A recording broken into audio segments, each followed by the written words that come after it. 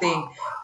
Agora vamos falar um pouco sobre as facções, porque as facções são um ponto muito importante também na questão do desenvolvimento do pensamento dos federalistas e na questão também do fortalecimento das relações políticas e também da preservação do bem comum nesse governo republicano que eles estão oferecendo, né? Nesse sistema de governo federalista que eles estão oferecendo.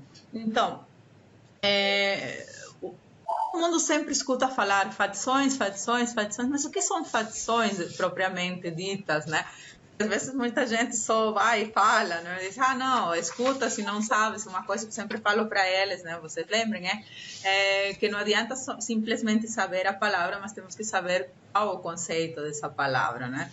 E a ideia das facções, elas são muito necessárias, elas são muito importantes serem tratadas, não só para o contexto dos federalistas, né? Porque as facções, se a gente analisa o contexto histórico, as facções sempre existiram.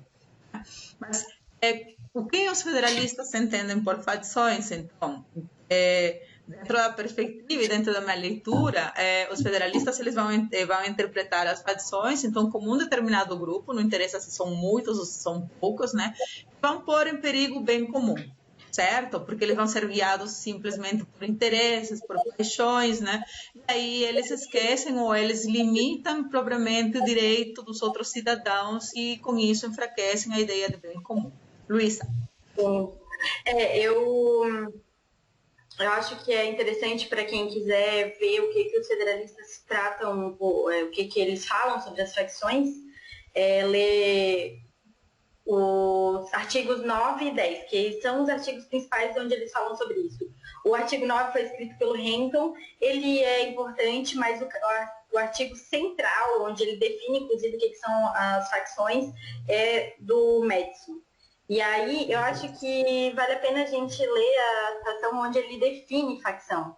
E aí eu vou ler aqui rapidamente, que ele diz assim: entendo por facção uma reunião de cidadãos, quer formem a maioria ou a minoria do todo, uma vez que sejam unidos e dirigidos pelo impulso de uma paixão ou interesse contrário ao direito dos outros cidadãos, ou ao interesse constante e geral da sociedade. E aqui tem uma questão um pouco polêmica, a ideia de que a facção pode ter uma maioria, mas eu acho que isso está dentro dessa preocupação forte que eles têm com a tirania da maioria, mas geralmente não se entende uma facção como um grupo majoritário, né? A compreensão corrente é que são grupos menores que atuam dentro da sociedade, mas defendendo interesses contrários ao bem comum. Isso que é o mais importante. E para eles, né, Yasmin, acho que tu pode falar um pouco melhor do que eu, que para eles as facções elas são inevitáveis, porque os interesses contrários existem dentro de uma sociedade inevitavelmente. Então, não existe uma sociedade sem facções. E aí eu acho que é importante lembrar ali das causas e do como lidar com as facções. Eu acho que tu poderias falar um pouco sobre isso. Na realidade, quando o Madison escreve sobre tudo a ideia de facções e ele tenta dizer que um número de cidadãos que podem ser a maioria ou a minoria, né? Acredito que ele justamente traz essa como uma forma também de se precaver, porque ele sabe que dentro, né? E também temos que analisar muito o contexto, né? O que estava acontecendo. Mas que houvesse gente que era independentista, né? Existia ainda aquele saudosismo também daqueles que queriam ainda manter-se enquanto colônia, né? Ainda continuar com os laços da Grã-Bretanha, né? Com nossos monarcas aqui, né? Então, isso era um ponto central, um ponto crucial, porque eles analisavam justamente isso e eles viam que estavam lutando mais por interesses propriamente econômicos deles mesmos, por interesses políticos deles mesmos, do que propriamente a ideia de fortalecer, né, uma sociedade política que eles estavam querendo criar e e realmente deixar ela muito mais forte, muito mais autônoma politicamente, né? Então acredito que o Madison, quando ele fala sobre isso, né, ele também se dirige a esses grupos, né? Porque geralmente quando a gente trata a ideia de facções, hoje em dia, a gente automaticamente pensa nas facções criminosas, né? Mas as facções, como tu e eu mesmo falamos, né, elas existem há muito tempo e elas, sobretudo os federalistas, se dão conta, né, elas não vão deixar de existir, elas sempre vão estar presentes na nossa realidade e nos nossos jogos de poder político, propriamente dito, né? Mas aí eles vão tratar, então, justamente sobre a ideia de como, como lidar com as facções. Então, eles vão dar dois métodos específicos, né? Esses dois métodos seria, o primeiro seria eliminar suas causas e o segundo, controlar seus efeitos. Dentro da perspectiva deles, talvez a ideia de eliminar as suas causas se torna um pouco inviável. Por quê? Porque numa sociedade republicana, e é uma sociedade republicana, na realidade, que permite o livre pensamento, que permite a questão da opinião. Sim, então eles dizem assim, olha, dentro dessa perspectiva de eliminar suas causas, né, então a gente tem dois caminhos.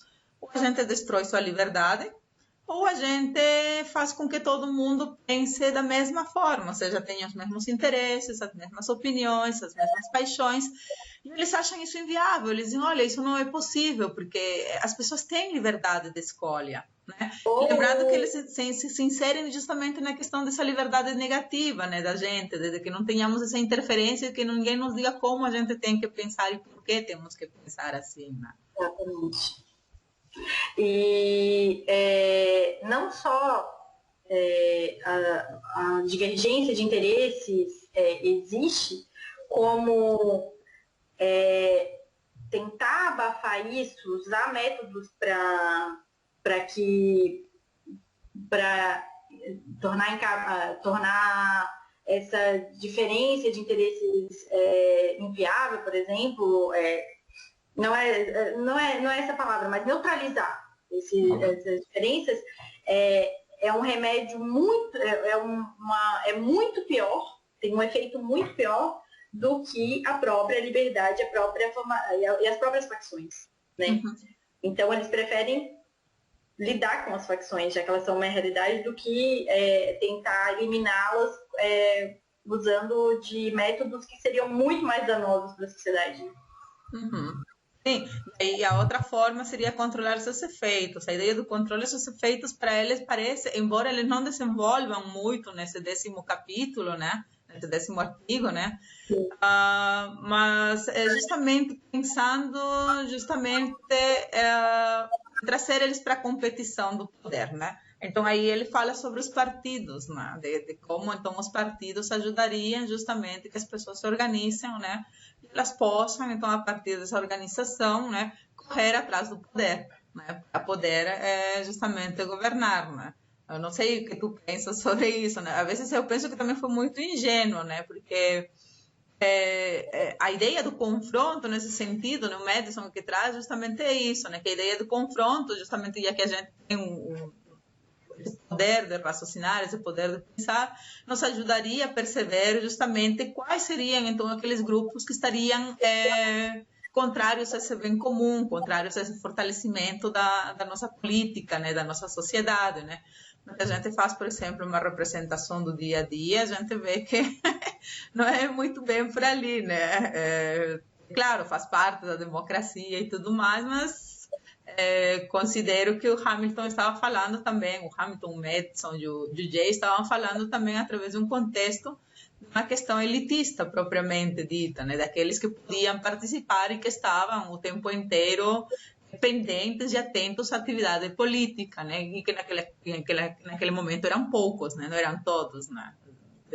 Uma coisa que temos que destacar é que também não é muito direcionado para a formação propriamente do povo, e sim para a formação daquela elite que está ali controlando e que está moldando o novo sistema, né? Que isso é algo que temos que levar em consideração, né? Não sei, mas eu tenho a impressão de que quando eles estão falando dessas facções, desses interesses diferentes, e que são interesses contrários ao bem comum, não necessariamente são interesses perversos ou algo assim que seja uma intervenção militar. Não acho que eles estão pensando em coisas como isso, antidemocráticas necessariamente, ou coisas desse tipo. Eu acho que ele está pensando em interesses como de proprietários, de empresários, de acadêmicos, por exemplo, que não é compatível, por exemplo, com o interesse por exemplo, nós acadêmicos temos interesse numa universidade pública, gratuita, de qualidade, onde a gente possa passar nosso conhecimento, fazer debate, contribuir com a sociedade, mais para pessoas que ganham dinheiro com esse setor educacional, para quem quer privatização das universidades, por exemplo. Isso é muito ruim, mas são interesses diferentes que não necessariamente são o mesmo interesse do bem comum. Eu fiz eu acho que eu fiz uma leitura do interesse acadêmico que estaria de acordo com o bem comum, mas eu acho que é mais fácil a gente pensar, por exemplo, dos empresários que querem um sistema mais desburocratizado, menos impostos, etc. Isso não está necessariamente ligado ao bem comum. Se a gente só fizesse isso, só esse grupo emergisse, isso seria problemático, mas eles existem, esses interesses também são válidos e são inevitáveis. Então, quando a gente coloca esses interesses dentro das instituições, a gente permite que existam filtros, que exista um julgamento em que aquilo possa ser incorporado de forma mais equilibrada. Então, pode ser feita uma política por exemplo, para os proprietários rurais, uma política para o setor empresarial, uma política para o setor acadêmico, e isso possa ser incorporado, mas dentro de uma ideia de bem comum. Uhum. Então, eu acho que eles estão falando mais, não são interesses obscuros, eu acho que são os interesses mesmo dos diversos grupos e setores que nós temos na sociedade. E quando eles falam, eu tenho uma impressão de que a gente tem, uma leitura que se tem mesmo, que isso pode ser incorporado em termos de partido, mas eu acho que não necessariamente em termos de partido. Eu acho que nos Estados Unidos a gente tem uma questão muito interessante de atuação desses diferentes interesses, que é o lobby, que é legalizado, por exemplo, que no Brasil a gente não tem. Esses grupos, esses setores são capazes de pressionar os representantes políticos para conseguir determinadas políticas, e isso é filtrado a ideia, né? Eu não estou dizendo que a realidade às vezes nos foge um pouco do que a gente quer na teoria, mas a ideia é que que existam esses mecanismos de filtragem e que então os representantes eleitos atuam em prol dos diferentes interesses, mas que isso não seja afrontoso ao bem comum, né? Uhum. Então, acho que é mais ou menos isso. Uhum. Obrigada, Luísa.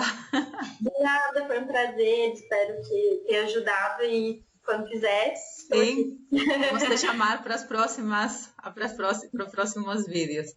Abraço, gente, se cuidem, tchau. Tchau.